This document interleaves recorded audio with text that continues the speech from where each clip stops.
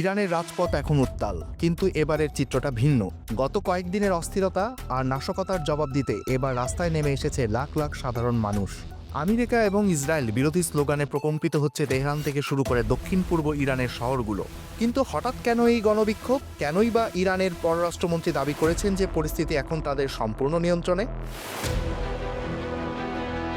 সোমবার সকাল থেকেই ইরান জুড়ে এক বিশাল গণমিছিল শুরু হয়। ব্যানারগুলোতে লেখা ছিল জাতীয় সংহতি, শান্তি ও ভ্রাতৃত্বের প্রতি সমর্থন। এই বিশাল সমাবেশের মূল উদ্দেশ্য ছিল সশস্ত্র দাঙ্গা এবং ইরানের অভ্যন্তরীণ বিষয়ে বিদেশি হস্তক্ষেপের বিরুদ্ধে কঠোর বার্তা দেওয়া। বিক্ষোভকারীরা স্পষ্ট ভাষায় জানিয়ে দিয়েছেন, ইরানের অভ্যন্তরীণ সমস্যা ইরানই সমাধান করবে। এখানে কোনো বাইরের শক্তির নাক গলানো বরদাস্ত করা হবে না। বিশেষ করে আমেরিকা ও ইসরায়েলের মদতপুষ্ট কোনো আন্দোলনকে সাধারণ ইরানিরা সমর্থন করে না। এই বার্তাই আজ রাজপথে ধ্বনিত হচ্ছে।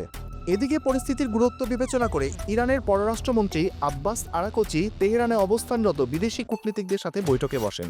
তিনি দাবি করেছেন, অর্থনৈতিক সংকটকে কেন্দ্র করে শুরু হওয়া আন্দোলন এখন সম্পূর্ণ নিয়ন্ত্রণে রয়েছে। তার অভিযোগ, শুরুতে আন্দোলন শান্তিপূর্ণ থাকলেও পরে পরিকল্পিতভাবে সেটিকে সহিংস এবং রক্তক্ষয়ী রূপ দেওয়া হয়েছে।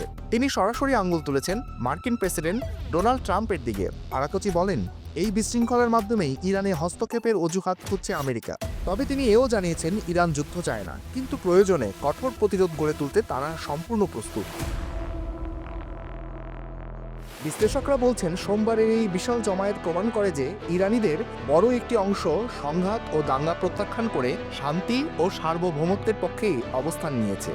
যদিও দেশটিতে ইন্টারনেট সংযোগ সীমিত ছিল, তবুও আল জাজিরার মতো আন্তর্জাতিক সংবাদ মাধ্যমগুলো এই পরিস্থিতিকে বিশেষ গুরুত্ব দিয়ে প্রচার করেছে। মূলত আইআরজিসি এবং সরকারের আহ্বানে সাড়া দিয়ে সাধারণ মানুষের এই রাজপথে নামা এটা বুঝিয়ে দেয় যে যে কোনো অস্থিরতায় তারা এখনও জাতীয় ঐক্যকে প্রাধান্য দেয়।